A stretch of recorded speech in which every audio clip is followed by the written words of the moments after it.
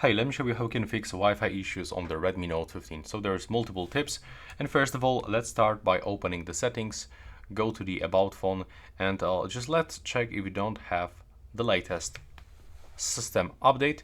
If you are not connected to the Wi-Fi, of course you can check this by be connected to the mobile network.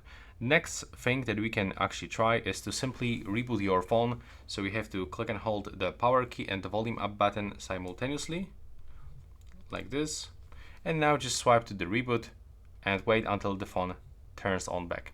You can also try to turn on and turn off and turn on your internet router, and we can also try to go to the Wi-Fi and simply we can turn it off and then turn it on.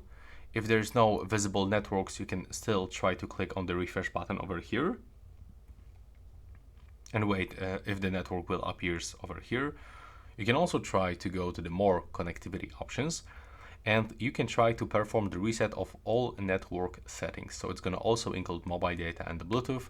You have to click over here and click OK, and that's one of the steps. But also we are able to completely perform a reset of our phone by going to the factory reset. So as you can see, there is the multiple steps that we can try. Let me know if one of these steps works for you. Thanks for watching this video.